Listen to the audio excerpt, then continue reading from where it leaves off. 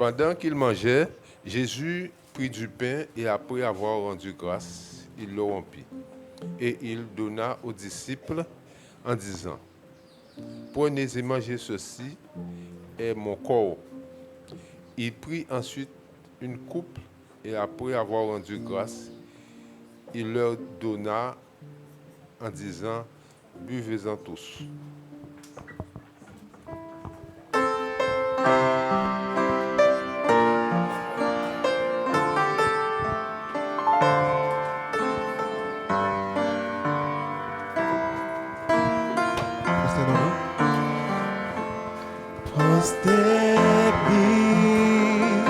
Nous confessons, tu es Dieu en seul lieu. Prosternés, nous confessons, tu es Dieu en seul lieu. Je m'attends.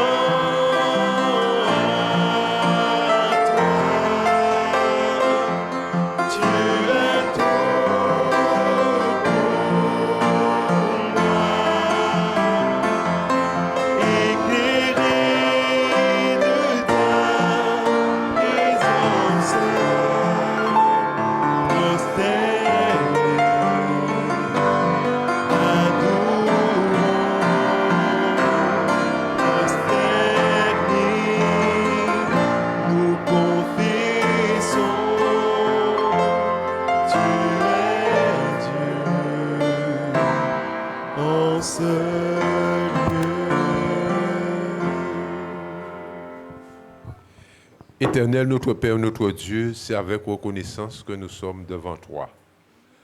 Nous ne sommes pas dignes, nous sommes venus reconnaître nos infidélités, nos péchés, ce que nous sommes qui n'est pas correct devant ta face. Père, pardonne-nous, car tu sais de quoi nous sommes formés. Lave-nous, Père, et purifie-nous. Délivre-nous, Père, de tout péché, de tout mal, de toute chose qui est en nous qui n'est pas de toi. Ô Éternel, reçois ce culte que nous t'offrons. Nous voulons que ton esprit soit au milieu de nous afin que ton nom soit élevé, que ton nom soit glorifié, que ton nom soit exalté, que ton nom soit béni. Père, nous voulons te présenter celui qui prendra la parole en ton nom. Que l'esprit de l'Éternel soit sur lui, car Seigneur, tu dis sans moi vous ne pouvez rien faire. Nous croyons que Père, que ta présence est ici et que ton nom sera élevé. Nous voulons te présenter tous nos frères et sœurs malades, tous ceux qui sont dans la souffrance, dans le deuil, dans la pauvreté, dans la misère. Ô Éternel, tu es un Dieu grand et puissant.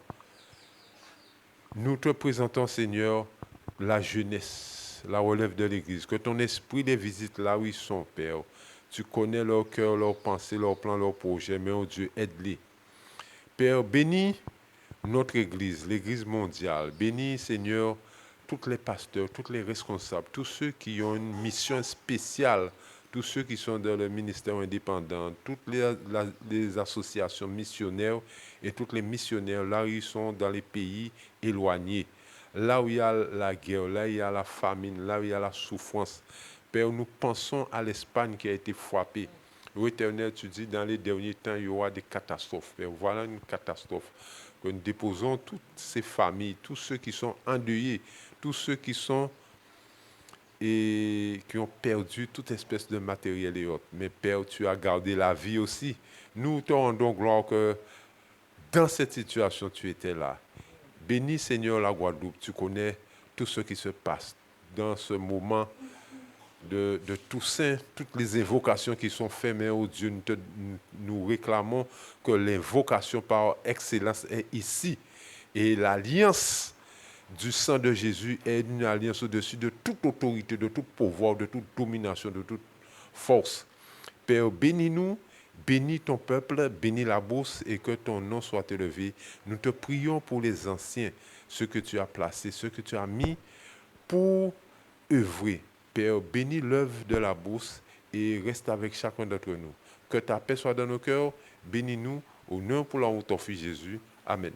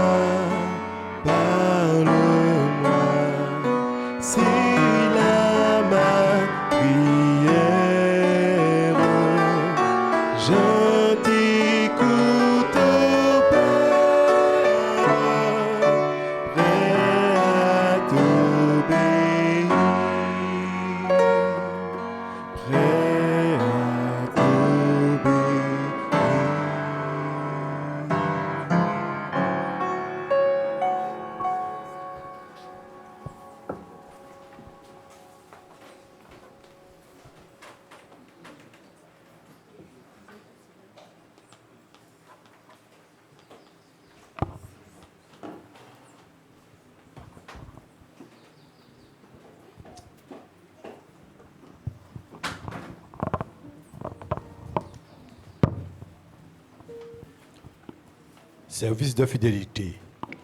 Tel qui donne libéralement devient plus riche. Tel qui épargne à l'excès ne fait que s'appauvrir. L'âme bienfaisante sera rassasiée et celui qui arrose sera lui-même arrosé.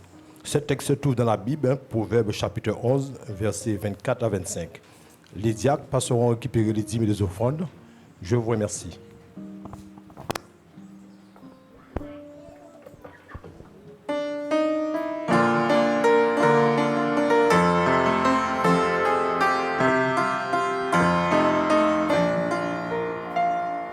Ce monde est que brille l'aurore, ce monde est que le soleil lui. Pendant le jour, ce monde entoure, ce monde avant la sombre nuit, ce monde. Dieu seul peut faire éclore que lui seul attendons le fruit. Répandons la divine semence dans le succès, comme dans le mépris. Le jour se lève et la moine sous sa force.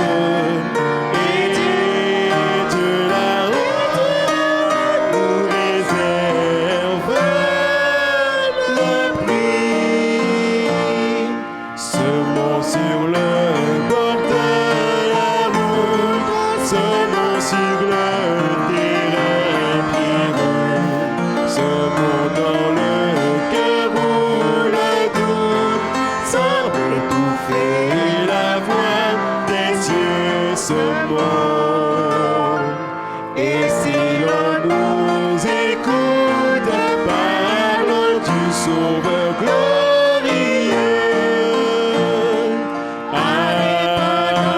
Répandons la divine semence dans le succès, comme dans le mépris.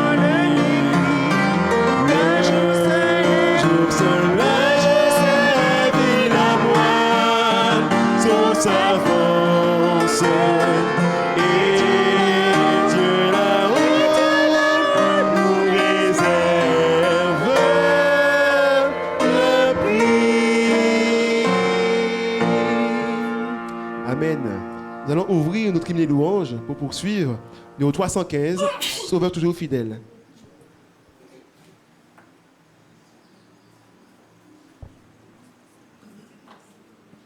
Numéro 315, Sauveur toujours fidèle. Les strophes 1 et 3.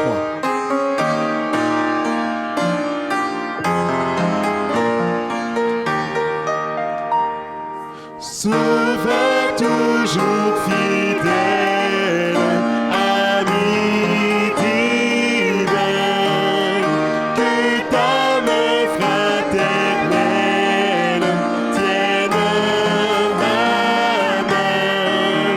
Prends-moi sous ton égide, conduis mes pas, que ton esprit me guide jusqu'au trépas. Troisième, si quelques noirs nuages voilà mon cœur, ton adorable image, ô mon sauveur, ma prière fervente monte vers toi, et ta voix consolante me dit, c'est moi.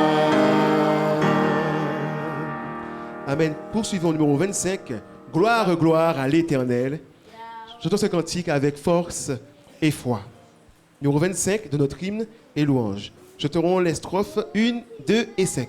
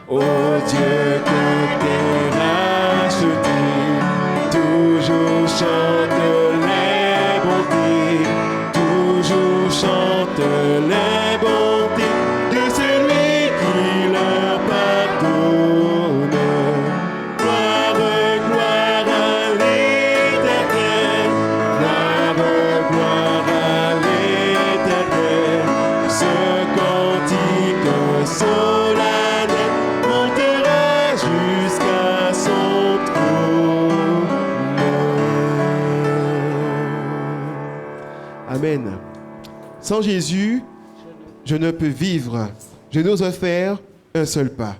Chantons le numéro 507 de notre hymne et louange. Numéro 507. Sans Jésus, je ne peux vivre. Les strophes 1, 2 et 3.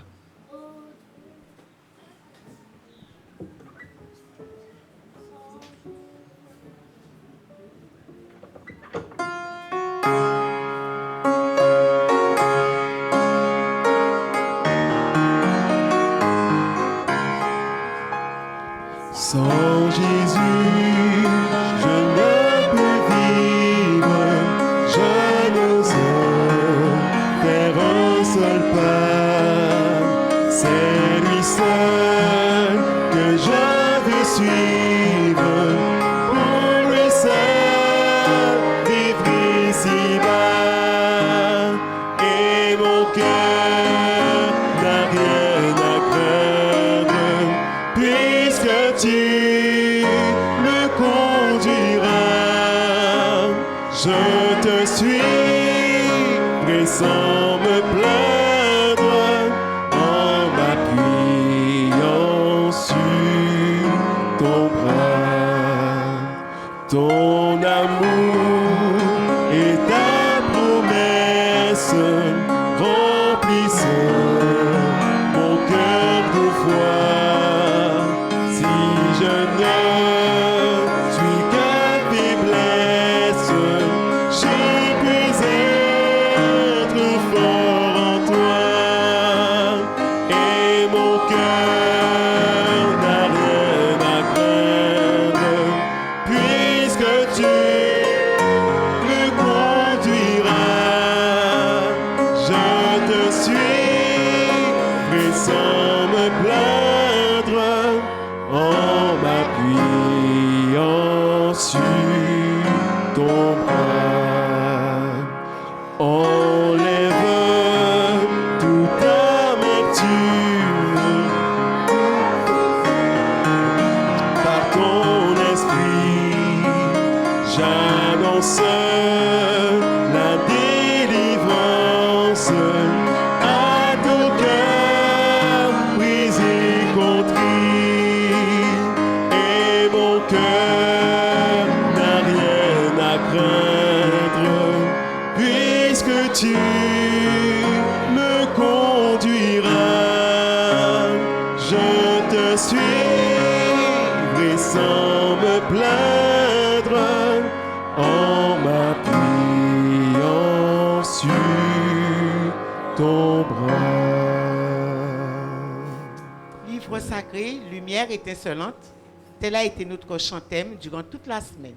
C'est pourquoi je vous invite à vous lever et nous allons entonner ce beau cantique, les strophes 1 et 2. Livre sacré, lumière étincelante.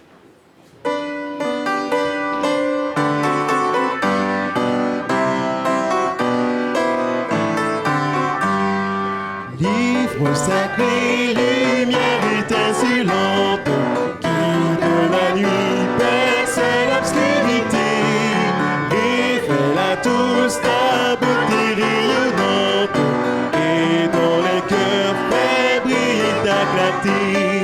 Livre divin, ô céleste message, de vérité, de justice et d'amour, conduis mes pas dans le pèlerinage, pour vers le ciel j'avance chaque jour. Comment sans toi reconnaître la route et discerner les pièges du malin? C'est toi qui seul peux dissiper le doute et du salut indiquer le chemin. Livre divin, ô céleste message, de vérité, de justice et d'amour, conduis mes pas dans le pèlerinage, pour vers le ciel j'avance chaque jour.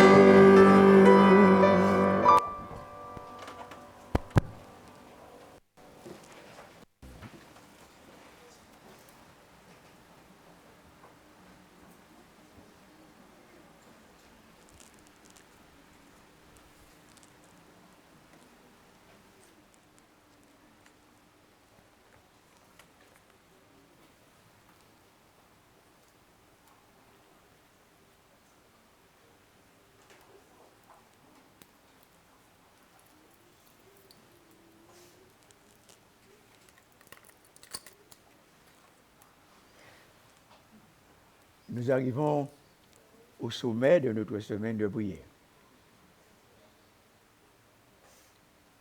Hier soir, je vous ai dit que nous sommes mandatés pour faire la fin du monde. Et pour cela, il nous faut des champions. Des champions audacieux qui pensent par eux-mêmes, qui ont la capacité de prendre des initiatives individuelles dans le but d'achever la moisson. Donc ce matin, je vais conclure cette semaine sur 2 points.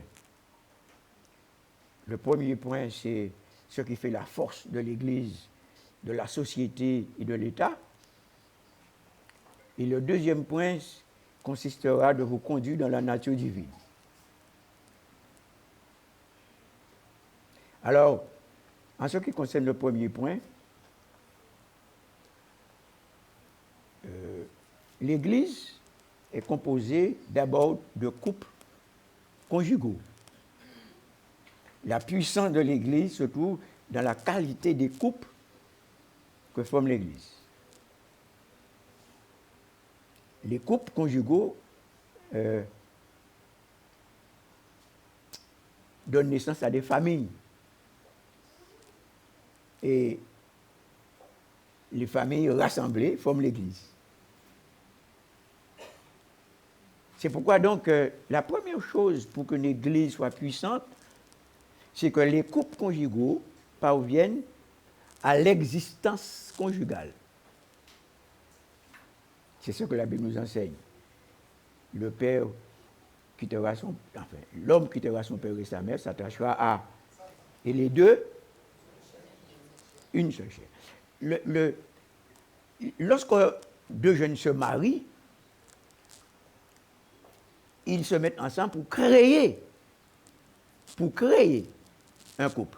Ce n'est pas encore fait, hein, mais c'est une création qu'ils vont faire. Donc, c'est quelque chose de très scientifique et spirituel. Parce qu'il n'y a rien de plus difficile sur la terre que 2 personnes deviennent un. De sorte que le mariage est consommé lorsque les deux deviennent. Si les deux ne deviennent pas un, le mariage n'est jamais consommé, même s'ils sont restés ensemble pendant 50 ans. Parce qu'ils ne sont pas devenus un.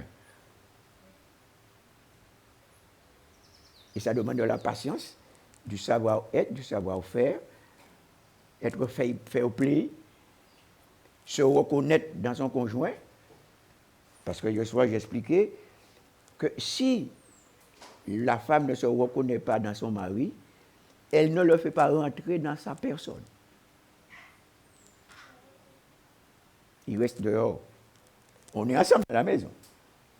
Mais la femme ne va pas faire l'homme rentrer dans sa personne si elle ne reconnaît pas son mari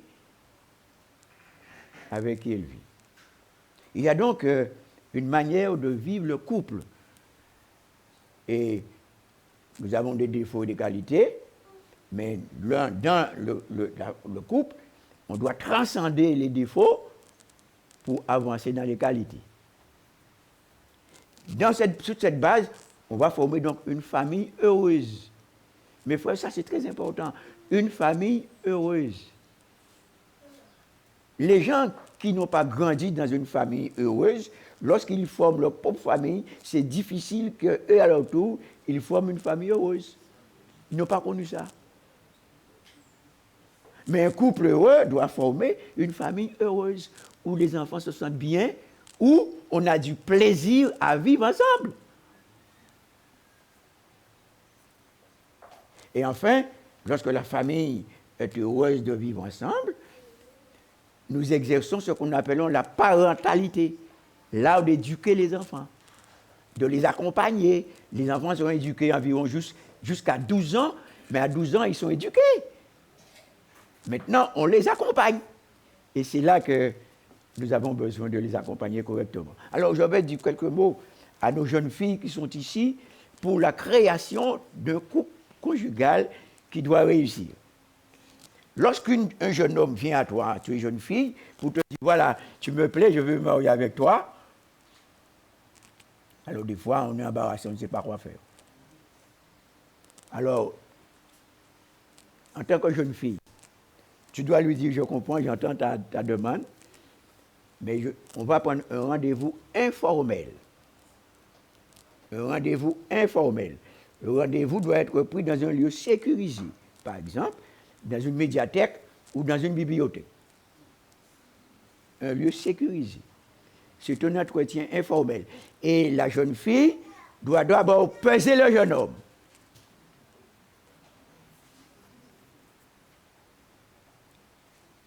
Et ensuite, lui poser des questions. Il faut que vous ayez un petit carnet pour écrire ce que vous allez dire et les questions que vous allez poser. C'est une rencontre informelle qui ne vous engage à rien. Et alors, vous posez des bonnes questions. Quel travail tu fais?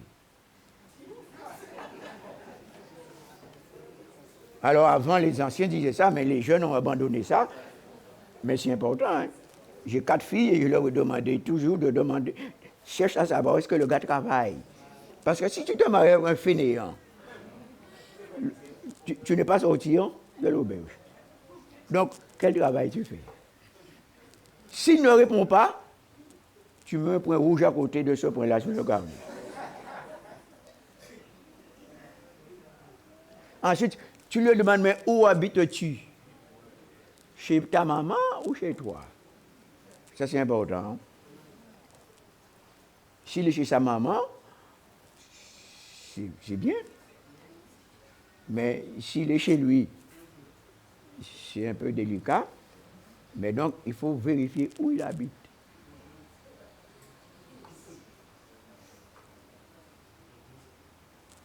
Ensuite, on lui demande quelles sont ses valeurs. Quelles sont ses valeurs? Frères et sœurs, si vous n'avez pas les mêmes valeurs dans le couple, vous ne serez pas heureux. Alors les valeurs, c'est quoi? C'est la sainteté de la Bible, c'est la sainteté de l'Église, c'est la sainteté du mariage, c'est aussi la pratique des enseignements bibliques que nous, les adventistes, nous pratiquons. S'il te dit qu'il n'est pas pratiquant, vous mariez avec? Hein? si les valeurs, il ne pratique pas les valeurs, c'est toi qui vas lui faire appliquer les valeurs. Il faut vérifier, est-ce que les valeurs sont similaires? Et donc, on peut poser, mais il faut que toutes les questions soient répondues. Donc, voilà quelques idées que je vais donner à nos jeunes filles en particulier, parce que j'avais 16 ans, il me dit, papa, il y a un jeune homme qui m'a dit que je veux sortir avec toi. Je dis, quoi? Qu'est-ce qu'il t'a dit? Il veut sortir avec moi. Je dis, mais nous, on ne connaît pas ça chez nous. On ne sort pas ensemble. Hein? Vous sortez pour aller où? Elle m'a dit, je ne sais pas. Elle dit, mais tu ne sors pas ici. On ne sort pas ensemble. Soit vous êtes fiancés, parce que nous, on est au courant, et que vous sortez, on sait à peu près comment ça se passe. Mais on ne sort pas ensemble. On ne sort pas ensemble. Alors elle m'a écouté, elle n'est pas sortie, et longtemps après, elle s'est mariée. Donc il faut écouter ce que les gens vous disent avant de vous engager dans quoi que ce soit. Donc c'était quelques idées pour que nous ayons des champions. Il faut que des champions sortent de notre union et de l'Église, parce que nous avons la mission d'achever la fin du monde. Il nous faut des champions. Là, le deuxième point que je veux ce matin aborder, je vais vous demander de prendre et d'écrire, parce qu'il m'a fallu 77 ans pour que Dieu me révèle ce que je vais vous enseigner maintenant. Parce que vous allez rencontrer des gens très importants, illustres, qui vont vous chercher de vous détourner de l'enseignement que je vais apporter maintenant. L'idée que je vais vous soumettre ce matin, c'est que je veux vous conduire tous dans la nature divine.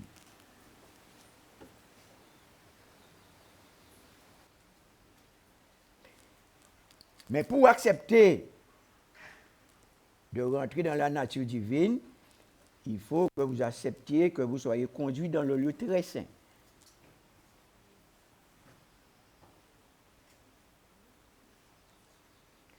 Jésus a pris notre nature, est-ce vrai? Pour qu'il nous entraîne dans sa nature divine. Est-ce vrai? Oui. Donc ça c'est la vérité. Donc, lorsque vous lisez dans 2 Pierre 1, à partir du verset 3 jusqu'au verset 8, vous allez voir que c'est enseigné cette notion de devenir participant de la nature divine. Et si vous voulez une meilleure révélation sur comment nous pouvons rentrer dans la nature divine, il vous faut lire le livre Tempérance. Livre Tempérance. De sorte que, dans le texte qui a été lu tout à l'heure, il a dit Jésus devant la sainte table, dans la chambre haute, dit voilà, prenez ceci, c'est mon sang, le sang de l'alliance qui efface vos péchés. L'alliance est composée de 2 piliers. On va lire ça dans Exode 24, verset 8. Exode 24, verset 8.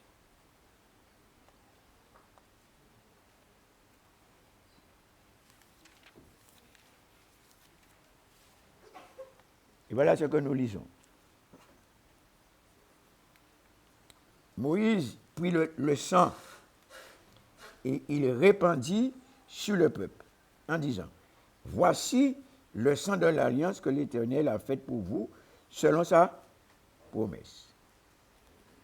Et au verset 7, il dit, il prit le livre de l'alliance et le lut en présence du peuple.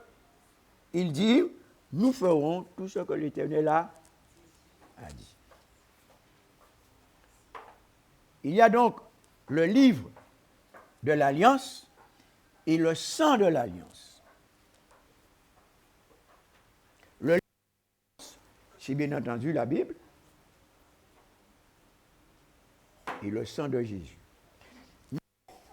Le livre de l'alliance nous enseigne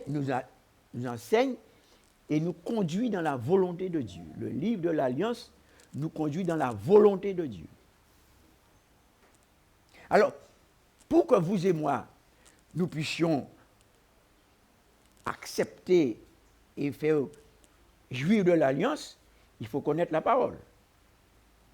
Quelqu'un qui ne lit pas la Bible, qui se lève le matin, qui rentre le soir et qui mange et qui va se coucher, ne peut pas rentrer dans l'Alliance sainte. Donc, pour que nous soyons introduits dans l'Alliance sainte, il faut lire le livre tous les jours. Tous les jours. Et maintenant, vous êtes entrés dans le livre de l'Alliance, dans la volonté de... On va lire dans Hébreux 13, 20 et 21. Hébreux 13.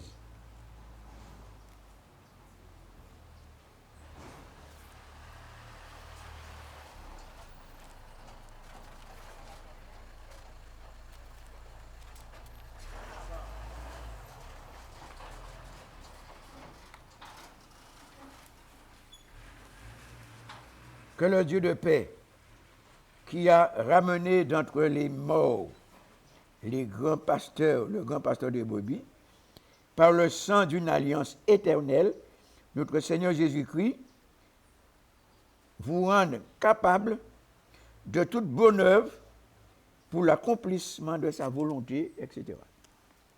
Le sang de l'alliance que Jésus a fait couler pour nous, c'est une alliance éternelle. Jésus ne va pas donner son sang 2 fois parce qu'il a donné une fois pour toutes. Et nous recevons les effets du sang par la grâce éternelle. La grâce éternelle et le sang éternel nous conduit, vous et moi, dans l'éternité. D'après Romains 8, on va lire ça, d'après Romains 8, verset 29, ce texte est très, très important. Romains 8, verset 29 dit ceci.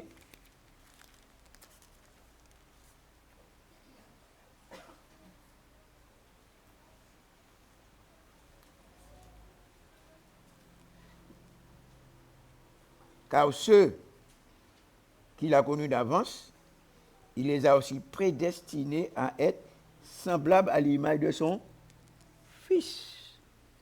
De son Fils. Alors vous notez ici que avant que Dieu crée le monde, et lorsqu'il nous a créés, il nous a prédestinés à la vie éternelle. Donc vous et moi, nous ne sommes pas prédestinés pour vivre dans le monde, pour patauger dans le monde, pour vivre à la manière du monde, etc. Nous n'avons aucun exemple à prendre dans le monde. Aucun exemple.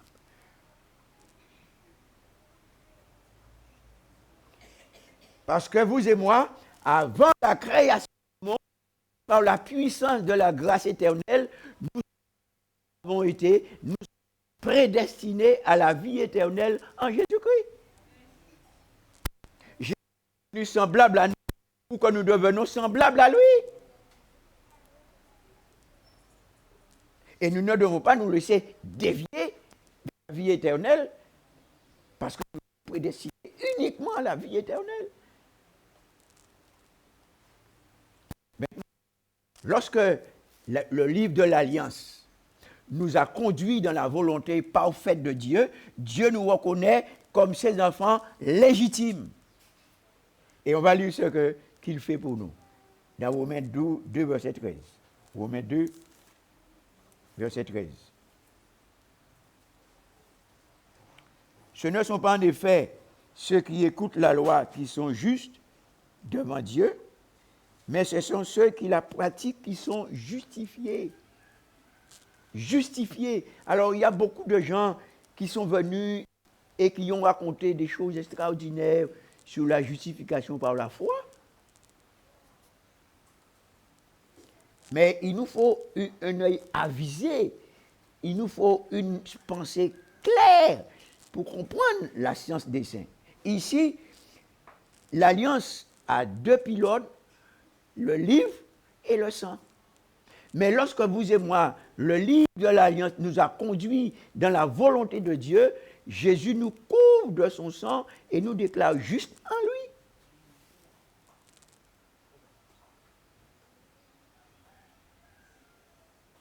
Il nous déclare juste en lui. Parce que nous sommes rentrés dans l'Alliance. Et lorsque nous sommes dans l'Alliance, Jésus nous instruit. Jésus, il est dit que dans 1 Jean 2, verset 2, Jésus est mort pour enlever le péché du monde entier. Pour enlever le péché du monde entier. Donc, il n'y a pas de nation, de religion plus puissante que d'autres. Il y a une seule puissance qui sauve l'homme, c'est le sang de Jésus. Et le sang de Jésus nous délivre du péché.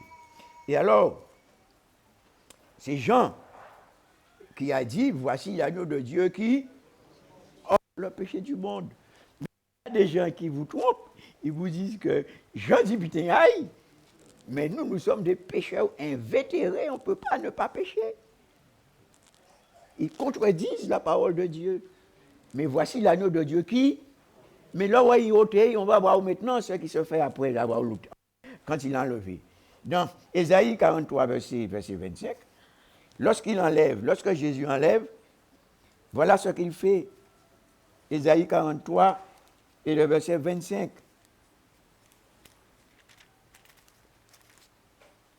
Nous lisons ceci. C'est moi, l'Éternel. C'est moi qui efface tes transgressions pour l'amour de moi, et je ne me souviendrai plus de tes péchés. J'efface. Ce que Jésus enlève, il efface nos péchés, et nous devenons innocents.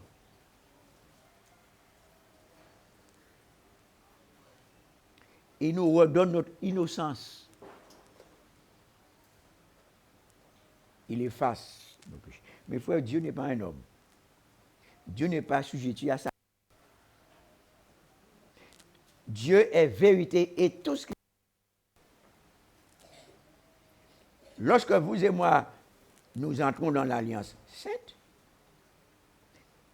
il ôte les péchés de nos vies et il efface avec son sang.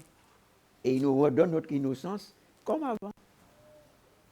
Et c'est pour ça que vous et moi, la Bible dit que vous serez saints parce que je le suis. Dans l'Église, je pense ne pas me tromper, vous êtes tous des saints. Tous ceux qui sont baptisés, en tout cas. Elle voit. Je mens ou je dis la vérité? C'est par la foi que nous acceptons ce que j'ai dit. Vous êtes saints parce que je le suis.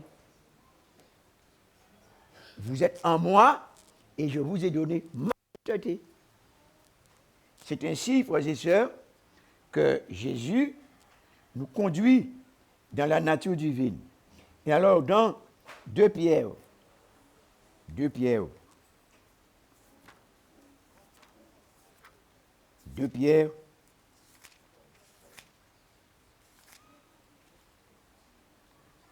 chapitre 1, et nous lisons les versets 4. 2 Pierre 1, verset 4. Lesquels nous assurent de sa part les plus grandes et les plus précieuses promesses, afin que par elles vous deveniez participants de la vie. Que vous et nous entrons dans l'Église, dans l'Évangile, et que nous entrons dans l'Alliance Sainte, c'est pour que Jésus nous introduise sa nature, dans la nature divine, parce que Jésus a les deux natures. Et lorsque, par la foi, par la connaissance, par la piété, et lorsque nous entrons dans le lieu très saint, Jésus nous introduit dans sa nature divine. Et c'est là que vous et moi, faisant partie de la famille de Dieu, nous pouvons vivre ce que la Bible appelle la joie céleste. La joie céleste. Une joie qui jaillit jusqu'à l'éternel. Donc, le commencement de notre vie dans l'Évangile, c'est une expérience bénie. Et alors, Jean nous explique comment nous pouvons entrer dans la nature divine. Et je voudrais que, à la fin, au sommet de cette semaine de prière, que tous ici, nous entrons dans la nature divine. Nous allons lire comment Jean nous explique comment entrer. Dans Jean 6, versets 53 à 56. Jean 6, 53 à 56. Et voilà ce que nous lisons.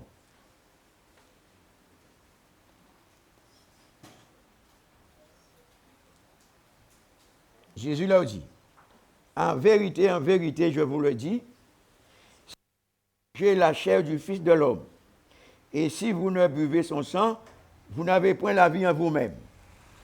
Celui qui me mange, qui mange ma chair et qui boit mon sang, a la vie éternelle, et je le ressusciterai au dernier jour. Car ma chair est vraiment une nourriture, et mon sang est vraiment un breuvage. Celui qui me mange et qui boit mon sang demeure en moi et je demeure en lui.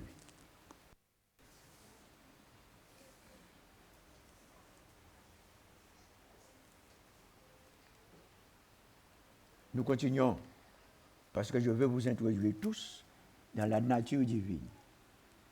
Que personne ne pense au ciel sans être rentré dans la nature divine. Je trompe beaucoup de gens. Des gens disent, ah, je loue, je chante. Mais ils ne sont pas dans la nature divine. Seuls ceux qui, par expérience, sont entrés dans la nature divine sont candidats pour le ciel.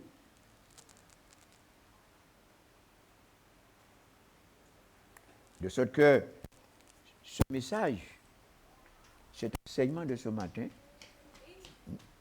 pour ceux qui n'ont pas encore fait cette expérience, ça va commencer maintenant. Dans la chambre haute, en buvant le sang de Jésus ce matin. Nous lisons donc comment nous sommes introduits dans la nature divine. Dans 1 Jean 3, verset 24, 1 Jean 3.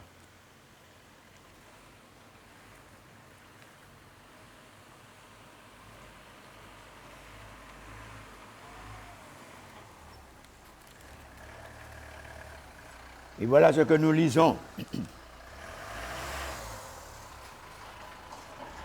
Celui qui garde ses commandements demeure en Dieu et Dieu en lui. Et nous connaissons qu'il demeure en nous par l'Esprit qu'il nous a donné. Lorsque vous et moi, nous sommes remplis de la parole de Dieu, de la sainte parole de Dieu, lorsque vous et moi, nous pratiquons l'alliance sainte, les 10 paroles qui sont sorties dans la bouche de Dieu, alors Dieu nous conduit dans sa nature, nous sommes dans sa nature spirituelle et nous sommes candidats pour le ciel. Et Satan, qui est trompeur, enseigne autre chose. Tous les enseignements de Satan que produisent les autres églises vous conduiront, ces églises-là, hors de la nature divine. Parce qu'il n'y a que ceux qui pénètrent et qui vivent dans la nature divine qui sont candidats pour le ciel.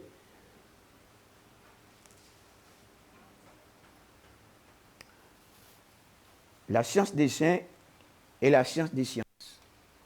Et c'est pourquoi que je suis né dans l'église, mais le Seigneur m'a révélé ça à 77 ans.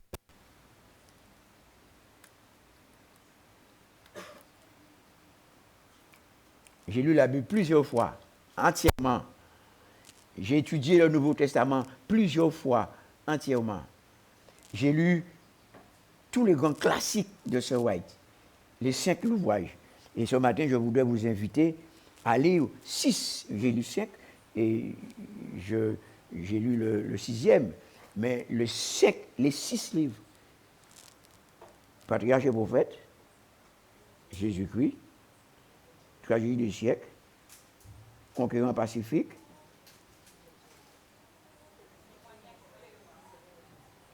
et le livre Tempérance. 6 livres. J'ai lu ces 6 livres.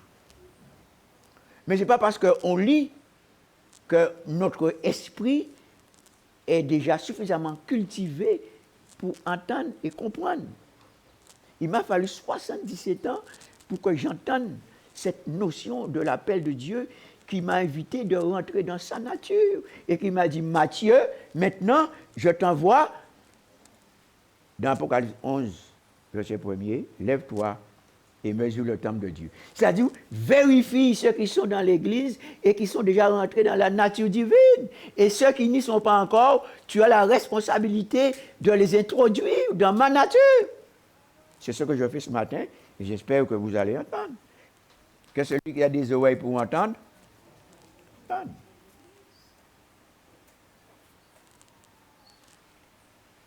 Je voudrais relire un dernier verset pour conclure, afin de passer à la table. On a déjà lu, mais je veux le relire dans Romains 8, 29. Romains 8, 29.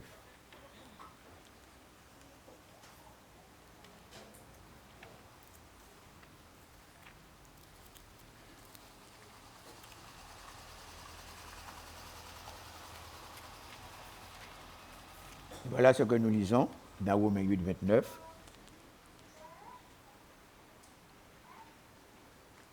Car ceux qu'il a connus d'avance, il les a prédestinés à être comment? Semblables à l'image de son Fils. Mais vous et moi, si les femmes de notre Église sont semblables à Jésus, si leur mari n'est pas converti, elles vont conduire leur mari en Jésus-Christ parce qu'elles y sont.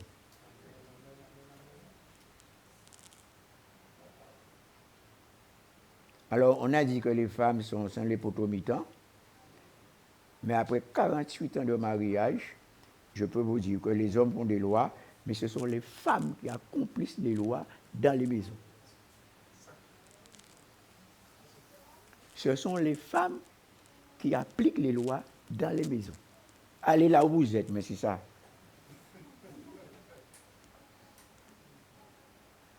Nous avons besoin des femmes consacrées et qui sont parvenues à l'image de Dieu. Lorsqu'une femme, mes frères, est devenue à l'image de Dieu, c'est extraordinaire. Elles sont gentilles, elles sont affables, elles ont l'art de...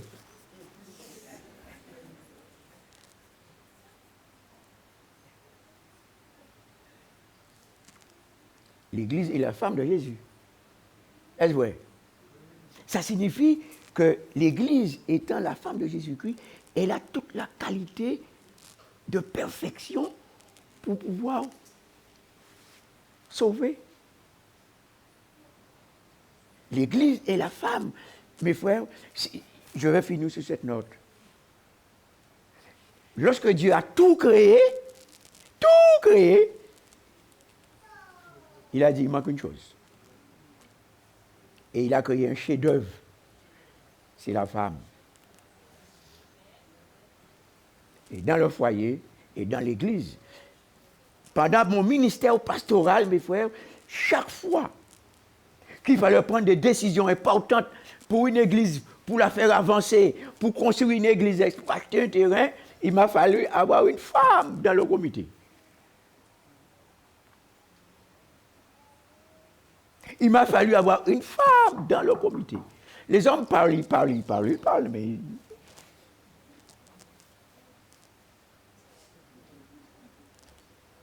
Mais les femmes disent, bon, je dois parler assez maintenant, on prend la décision. Et une fois que la femme qui a de l'autorité a dit ça, toute parole a arrêté. Après plus de 40 ans de ministère pastoral, je peux vous dire ce que j'ai vécu dans les églises, dans les comités d'église. Et je me rappelle une sœur, je vais finir sur ça, lorsque nous construisions l'église de Mougarizim, je partais à Saint-Barth avec l'école porteur pour 15 jours pour aller prêcher là-bas. Et j'ai dit à l'église, voilà mes frères, maintenant je pars là-bas. Et lorsque je reviens ici, j'ai besoin de 36 000 francs pour payer EDF pour mettre le courant. Et je veux que vous me donniez l'argent sur la table quand je reviens. Croyez-moi si vous voulez. Mais lorsque je suis retourné, une sœur m'a donné une enveloppe, tenue 36 000 francs dans l'enveloppe en liquide. Une seule personne. Et après la mettant pas chez moi, à EDF, a dit voilà, je suis venu pour vous payer. Tout le monde blanchi à EDF.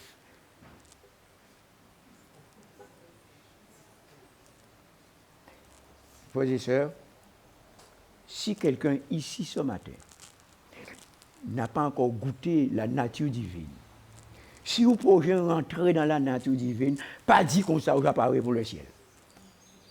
Mais si, en entendant ce message, tu te repens en te disant Seigneur, pardonne-moi, tu vois, pendant toutes ces années, j'ai lu la Bible, j'ai été dans l'église, etc., mais je n'avais pas cette notion d'être conduit dans ta nature. Mais ce matin, je te demande pardon parce que je n'ai pas entendu. Mais ce matin, j'ai entendu, j'ai compris, me voici. Me voici. Tu peux me prendre. Et je suis disposé à rentrer dans la nature divine. Que le Seigneur vous aide à faire cette expérience et que vous soyez bénis, que toute l'église de la Beauce soit bénie aujourd'hui, demain et éternellement. Amen.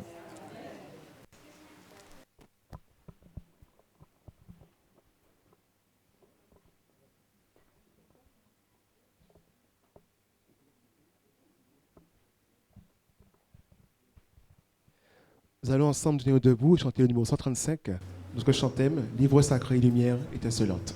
Les strophes 3 et 4.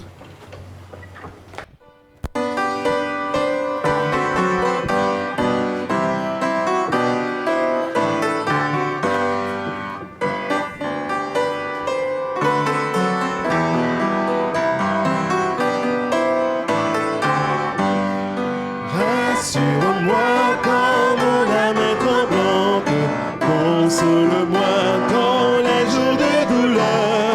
Si je faiblis quand la lutte est ardente, montre à ma foi celui qui rend vainqueur. Livre divin au céleste message de vérité, de justice et d'amour. Conduis mes pas dans le pèlerinage, où vers le ciel j'avance chaque jour. Ô Sainte Bible, aux paroles immortelles, sois ici-bas mon guide et mon flambeau. Par toi je vois la patrie éternelle, où les élus donnent gloire à l'agneau. Livre divin au céleste message de vérité, de justice et d'amour. Conduis mes pas dans le pèlerinage, où vers le ciel j'avance chaque jour.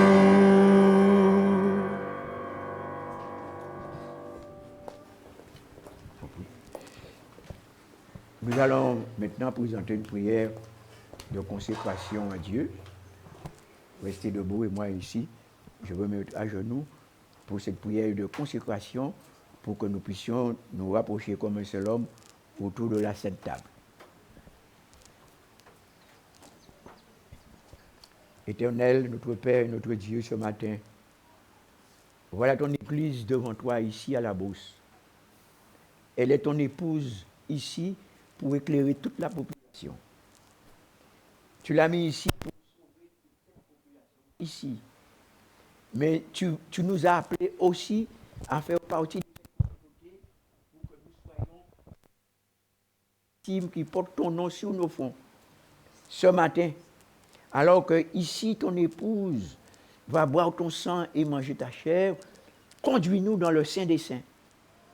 Purifie-nous, sanctifie-nous, efface toute trace de péché dans nos vies et que nous puissions connaître la gloire et la joie céleste de Dieu en Jésus-Christ. Bénis ce service en Jésus-Christ. Amen. Amen. Alors, nous passons donc tout de suite, en transition, au moment du lavement des pieds. Je remercie les officiants pour descendre.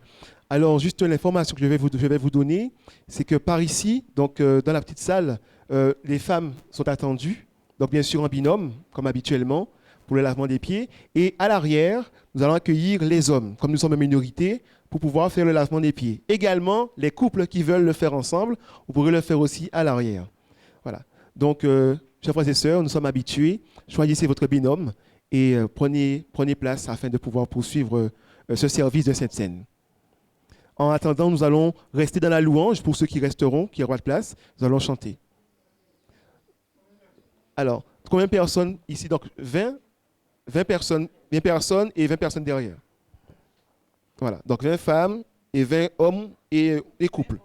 Ou couples. Nous allons ensemble. Donc, levez-vous, mes frères et sœurs. Nous sommes habitués. Je sais que c'est toujours le premier qui est difficile.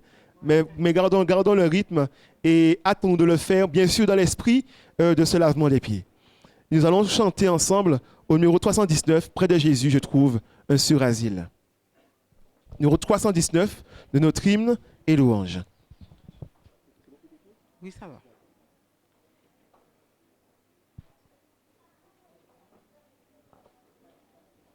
Numéro 319.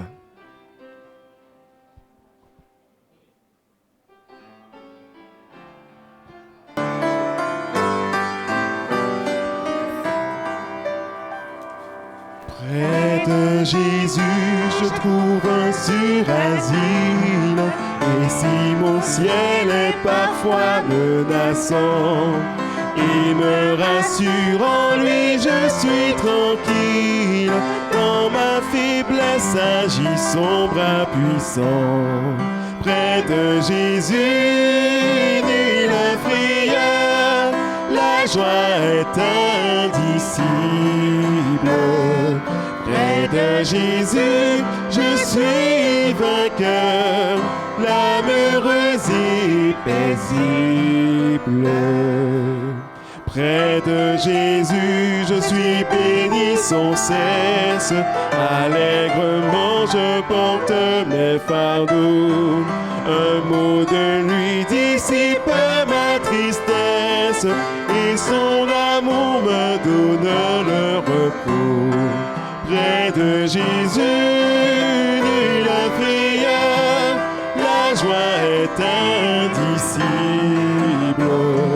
Près de Jésus, je suis vainqueur, l'âme heureuse et paisible.